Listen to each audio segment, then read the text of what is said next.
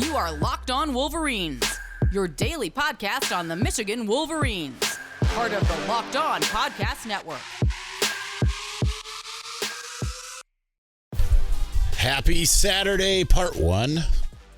Yeah, we're doubling it up because we did not have a Friday just because I wasn't really around as much as I thought I would be. Thank you to Pro Day, which is always a much longer affair than I anticipated. Locked On Wolverines podcast, part of the Locked On Podcast Network, where it's your team every day, except for yesterday. That's why we got two today. I'm your man on the ground, Isaiah Hole, publisher of Wolverines Wire through USA Today Sports Media Group. So today we're going to do two things. This episode is going to be all about some of the takeaways from Pro Day. It's there are a couple things, and it's all regarding kind of the current team. I don't really have any real thoughts on Pro Day itself. I never really do. It just kind of is what it is. But there were some big takeaways. Second episode will be the mailbag as promised. So I don't know that there's a ton of questions in there, so it might be the shorter variety. But anyway, I do need to pull up my little transcript here, because one of the things, the second thing I do want to talk about is something that I transcribed. So I do want to get to that momentarily. Before we get to that, though, I think the biggest takeaway I had from Pro Day came by virtue of Ronathan Bell. Ronathan Bell. I don't know. I just didn't want to call him Ronnie for whatever reason. And he spoke about J.J. McCarthy, who threw at Pro Day. Now, that in and of itself, I think, is an important thing. Because generally, when we hear like who's throwing at Pro Day, it's generally not the current starting quarterback. Usually, it's like last year. Keeping in mind, Cade McNamara, fully healthy last year. It was, I believe last year was Shea Patterson that came in and threw. A couple times I know it's been Shea Patterson, but usually they've brought in someone, whether it's a former player, and I can't remember anyone else other than Shea, but I know that generally it is not the it's either the starting quarterback who is on their way to the NFL, that is in the NFL draft. Not that Michigan's had any selected since Jake Rudock, but nonetheless, it's either them or it's someone else that they have brought in, like a former quarterback such as Shea. So to have JJ throw it's a great thing in a lot of ways. Number one, it starts getting him accustomed to this cycle. And I'm still not convinced that it will happen next year. He just does not strike me as as soon as my time is ready, I'm out of here type of guy. But he definitely seems to me like, I'm not saying he can't go after next year. I mean, heck, if you're a first round pick for sure, then to me, there's no way, if you're J.J. McCarthy, that you should come back for another year. You just shouldn't. But he doesn't strike me as a guy that's a for sure gone guy either. So it's good to get him acclimated to this process. But also it gets him in front of scouts and everything now. And that's a big selling point, honestly, especially on a weekend when you got Jaden Davis on campus. You can just be like, look at what we're doing for our guy. We could have brought back any number of guys. We could have brought Shea back yet again. Shea was at the NCAA tournament with his family the other day. I mean, I'm sure he would come back and throw for NFL scouts any moment of any week, right? And yet, you can sit there and say, look at what we're trying to do here. We're trying to help him out right now. Like, he could go this next year, he could go later, whatever. There's so many different options for J.J. McCarthy, and yet we're helping him now. So that's a feather in Michigan's cap as well. And certainly it sounds like he did a good job. I mean, he impressed Ronnie Bell. I mean, granted, Ronnie Bell's not going to come out to Pro Day and be like, yeah, man, it just would have gone a lot better if J.J. McCarthy was better. I mean, he was just throwing ducks. No spin, no anything on him. He's not going to come out and say that, but you know the difference between someone who has something to say and someone who's just trying to make it up as they go along. I mean, heck, if you watch this show, you know I try to make it up as I go along most of the time. Anyway, he's out there saying, like, I didn't remember. He's like, not throwing with him for a couple months. I didn't realize, like, just the amount of zip and accuracy, and it's gotten better. He was asked about, have you noticed his size difference? And he used that kind of to be like, he's throwing it harder with more precision and all of these things, just glowing. So that is huge. Just if he is taking that next step, I don't know 100% if I buy his comment that he said, like, he gets better every play. Like, he learns from every play and gets better. I think that's a difficult proposition to kind of go with if you're just taking it at face value, because that would be like me saying I get better every segment. I don't. But granted, that's me. But it's, that's just generally not how it works. But he does say, like, you can see how much more comfortable he is in this role. And we always have to remember, last year was his first year starting, and he didn't even get that out of the gates. I don't think we necessarily saw someone who was comfortable starting until the end of the season. I wouldn't even say he looked comfortable starting until things kind of started rolling against Ohio State. And maybe he was a little too comfortable against TCU, which could explain some of the mistakes. Listen, a quarterback's going to make mistakes. Tom Brady at his prime threw interceptions. That happens to literally every quarterback in the country. If you're not, then I don't know. I mean, it just doesn't exist. But it is awesome news if all of this is pointing. I mean, it is all pointing in the direction of JJ McCarthy is taking that next step. The other interesting part that came from Ronnie directly was he had said that he mentioned the quote new offense. Was asked about, like, what do you think about Sharon Moore taking over the whole thing, and JJ and all of that, and he's like, JJ's loving the direction the offense is going. He's loving the new offense. Didn't really explain what that meant, but certainly that's intriguing. I mean, I don't expect any kind of wholesale changes. It'll be the same offense, but certainly there are going to be changes, right? You've got a 5-star quarterback along with 2 enigmatic running backs. You've got to find a way to use all of them in one way or another. You didn't convince Cornelius Johnson to come back. Granted, I don't know where he would have gone in the NFL draft per se, but you don't convince him to come back only to be like, enjoy your 300 yards, So there's a lot there. I think it's interesting and notable, and we'll see how it plays out. Maybe we'll get a taste in the spring game. Probably won't, though. All right, we're going to continue on here momentarily. I want to discuss, I asked all but one player, and the only reason I didn't ask the one player is because someone else asked it. Who would be your surprise player, or a player that no one's talking about that everyone will be talking about a year from now? We'll get to that here in just a moment. Before we do that, the tournament is heating up, and now is the perfect time to download FanDuel, America's #1 sportsbook app, because customers get a no-sweat first bet on up to $1,000. That's bonus bets back if your first bet doesn't win. Just download the FanDuel Sportsbook app. It's safe, secure, and super easy to use. Then you can bet on everything from the money line to point scores and threes drained. Plus, FanDuel even lets you combine your bets for a chance at a bigger payout with the same game parlay. So don't miss the chance to get your no-sweat first bet up to $1,000 in bonus bets when you go to FanDuel.com/lockedon. That's FanDuel.com/lockedon to learn more. Make every moment more with FanDuel, an official sports betting partner of basketball, NBA. Okay.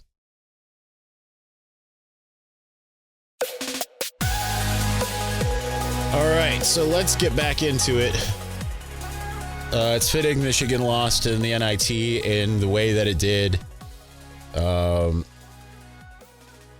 not going to make this a topic. I'm just kind of commenting. Losing it and up 9 with a minute left to lose by 1. That's the season in a microcosm. The macrocosm into a microcosm. That's where we're at. So mercifully over the season, as if it even started. And I stand by what I wrote yesterday. I'd rather be in this situation than in Purdue's. So I wrote last night, at least Michigan basketball is in Purdue. It's embarrassing to be in the NIT. It's embarrassing to lose in the second round of the NIT. It's embarrassing to lose the way Michigan lost in the second round of the NIT. But guess what? In 3 years, no one's going to be sitting there being like, hey, remember? I mean, maybe Spartan fans will if they are able to get out of the first weekend. Maybe they'll be like, yeah, Michigan, you were in the NIT a couple years ago. You just make the NCAA tournament next year and all is kind of forgiven, forgotten. But when you're in Purdue's shoes, being the second ever 1 seed to lose to a 16 seed, Fairleigh Dickinson, which sounds like a merger between Nick Fairleigh and Hunter Dickinson. I don't know. You're gonna be immortal in the way that people think about you. So and not in a good way. That's good news for Michigan. Bad news for the Big Ten as a whole. All right, so I asked every player we got. We got 10 players in total yesterday. We did not get Rhett Anderson, Luke Schoonmaker, or Carter Selzer. But I asked all the others that we got yesterday who they thought was going to be a player that would surprise. There were a couple players that were obvious. A lot of them started to say Amarian Walker, but at this point, how much of a surprise is he? But there was another one that got a lot of comments. So I'm going to read to you some of the comments here. Jamon Green says, Jaden McBurrows, my brother German, whenever he gets back healthy, he's kind of recovering back fast too, so watch out for him. Yeah, J-Mac. Will Johnson's going to do his thing for sure. Out of the safeties, Rod Moore continue to do his thing. That's pretty much it. And then on Jaden McBurrows, he's fast, he's physical. I feel like he's one of the best hitters on the team out of the linebackers and everything.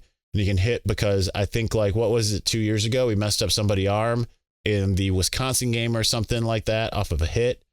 Jaden McBurrows is probably going to be one of my favorites outside of my brother and stuff like that. Ronnie Bell said he's excited for Amarian Walker. I always felt like he was an alien walking around with us. Olu Oluwatimi said Kenneth Grant and Darius Clemens. Obviously, Amarian Walker has been in the media a lot, so you guys know he's going to put on a show next year. For Kenneth, he said he's a big athlete. Anytime we did stuff over the summer, he was always at the top in either times or output or whatever. I mean, he's 350. So from that standpoint, he has all the physical traits. He just has to put it all together. Darius is another thing. He's big. When you look at him, he's one of our biggest receivers, and he's a great athlete. I mean, I thought he was a good receiver last year. I mean, he just didn't really get the opportunity to show that, but hopefully this year he's going to be in that fold. Brad Robbins said Amarian Walker, starting to get a lot of the hype, blah, blah, blah. Also said William Wagner, the long snapper who tore his ACL, I believe, in the Iowa game. Mozzie Smith said, ain't nobody going to surprise me. Ryan Hayes said Jeffrey Percy and Carson Barnhart. Joel Honigford said Colston Loveland and Max Bredesen. About Colston Loveland, said his mentality for sure. He fits right in. He's a hard-nosed kid who doesn't get emotionally involved in things. So say he does make a mistake, he's going to bounce right back. It's not going to affect his gameplay. That was probably the most impressive thing that I noticed this year for a freshman to have that kind of mentality. Mike Morris didn't give a name, just said people are going to say the same thing they say every year, but we are a no-star defense, and it's going to be the same deal. Jake Moody said any of the freshmen from last year. DJ Turner said Jaden McBurrows. And noted his injury before and said he can do it all. He can play a corner and nickels, really good ball skills. He's aggressive. He can tackle. So Amarian Walker obviously is the one who got the most there, but Jaden McBurrows at least got the love from the corners, from Jamon and DJ Turner. He's the one I put on the cover of the article. And then you got a bunch of other different guys who certainly got their name mentioned. Darius Clemens, Kenneth Grant, William Wagner, Colston Loveland, Max Bredesen. Bredesen we've talked about on this show about his pass blocking. It's been the run blocking, though I don't know how much he's really been in pass blocking. So, but clearly he's done a good job when he has been in there. So you hope he continues that. So yeah, you get kind of a across the board here though. Marion Walker certainly is one that everyone thinks is going to impress. But if all goes to plan, Jaden McBurrows is going to get his opportunity as well. So it'll be interesting to see how that battle goes. If like the outgoing players, particularly the corners, are like, yeah, Jaden's going to be crazy. Like DJ Turner didn't mention a Marion Walker, and Jamon Green didn't mention him either. So it'll be interesting to see how that plays out. Rod Moore obviously got kind of a mention with Will Johnson, and I think that's just about it. This Jeffrey Percy, Carson Barnhart. So it'll be interesting to see how much those predictions come true. It does seem like usually they have a pretty good beat. Usually when they mention a guy, this is like a type of question we ask every pro day. It's not usually a guy that's going to end up doing close to nothing, right? It's usually a guy that actually is going to do something. And so to hear that those two corners get mentioned, if that's the biggest question mark position group. Now, Will Johnson, these guys have their opportunities. Will Johnson's on crutches right now. Seen him the last 2 days walking out of Shem in crutches. So it's everyone's getting a little bit more of an opportunity. So it'll be interesting. Obviously, also hoping for Kenneth Grant and Darius Clemens to be those guys that step up. Interesting that it's Darius Clemens he mentioned, because that's who I've been saying I wanted to take that next step forward, but it's been Tyler Morris that I feel is stepping more into that role, but we'll see. All right, so let's continue talking Pro Day. I don't know how much more we've got to talk about, to be honest. Might have to do a little vamping. We'll see. All right, but before we do that, the Built March Madness bracket is here. We know you've got a favorite bar or puff, and now it's your time to make it count. Go to BuiltMarchMadness.com to vote for your favorites. You know, I'll be voting for the Coconut Brownie Chunk bar. And if you want, I don't know who you want to win. Michigan's not even playing in the tournament. Who do you want in the NCAA tournament to win? Then you'll be voting for that bar too. Support your team, support your bar or puff. And when you vote for your favorite bar or puff, you'll be entered into a drawing where 50 lucky Locked On listeners will get a free box of Built. Not only that, but one Locked On fan will win a 12-month subscription to Built to have Built's best bars or puffs delivered monthly straight to your door. You've got to try Built. Built, the best protein bar ever. Seriously, they're so amazing. You won't think they're good for you. What makes Built bars and puffs so good? Well, for starters, they're all high in protein, low in sugar, and covered 100% real chocolate. That's right, real chocolate. Run to BuiltMarchMadness.com right now to vote for your favorite bar or puff and pick up a box while you are there. You can vote every day in March, so hop in and support your pick.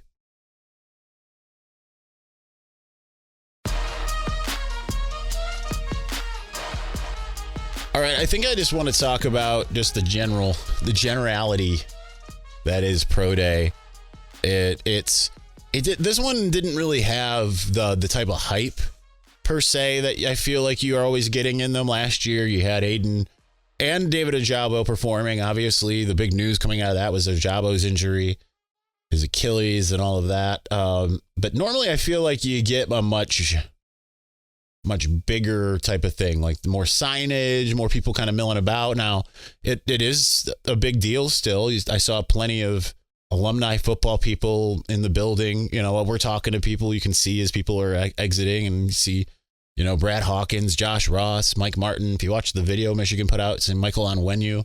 So it is kind of cool because you got a bunch of guys that come back for it, you know, to support and everything. And then, you know, you always hear, like, you know, Brad Robbins said it was cool seeing Mike Tomlin, and he's like, he's here every year. Don't really know, you know, usually there's some kind of report of like 31 of 32 NFL head coaches or teams or whatever were in attendance. We don't have that from this year. And part of that is probably because there's not like one guy who's standing out, you know, and it doesn't help. Like Mike Morris said that he ran the same 40, his kind of disappointing 40 time from the combine, said he ran the same thing, even though he's 15 pounds lighter than he was in the season last year, he says. You know, it's just, there wasn't like a big internal takeaway, especially because like DJ Turner isn't going to run the 40 again. You know, he's the fastest guy in the combine. Don't run that again. Don't give a chance to run a worse time unless you're confident you can get a better time. Not many guys ran the 40 there. I mean, the only ones that I saw that Michigan listed were guys like Carter Selzer and Jamon Green, who wasn't there. He ran a 4.5-ish, so that was pretty good. Ronnie Bell was he didn't run it, but he said that the combine actually changed his time to be in the 4.4s, so that's good for him. But yeah, it is kind of disappointing. It doesn't really necessarily feel like there's not like a guy that's going to be a high end. DJ Turner might end up being that guy due to his speed, because you can't teach speed. But I don't think that there's a first round guy this year for Michigan. Which is disappointing. But then again, you never know. Things can change on a dime, you know. But it just doesn't seem like... It seems weird in a way that you have a team that's so full of talent. You've got, 13-ish guys in the draft. They made their second college football playoff, and yet, I feel like you're going to see a lot of Georgia, Ohio State, and even some TCU guys going in the draft, early in the draft. And Michigan, probably not going to have that contingent, despite the fact that, that all these guys say that they even heard this year. It's like, you guys are just so well prepared for the NFL with everything that happens in the building. So, that's really it. I don't really have a heck of a lot more about Pro Day. It's always a long, arduous thing. Not a lot of reporters were even there outside of the traditional, not even the full traditional amount. Usually you see a lot more just kind of random, people. I remember, Dave Burkett comes to it and he wasn't there the whole time this time. I remember Tori Petrie, when she was reporting on the Lions, was there the one year. Couldn't get my nemesis Danny Rogers to even show up to her alma mater. Anyway, it is what it is. Pro Day's in the books. We look forward to the draft. I think that's when people will start more so caring about all of that. The draft is always at least a little bit more fun, at least the first couple days. Day 3 is a grind. You just sit there and watch hours and hours of guys getting picked real fast. But anyway, all right, that's going to do it for this episode. I don't have much more to add to that. It just is what it is. A long day, I'm sure, for them. Long day for us, all of that. We'll be back later today with the mailbag. That's coming up. I'm going to record that immediately after this. So look forward to that one, Greg. We'll talk to you soon. Peace.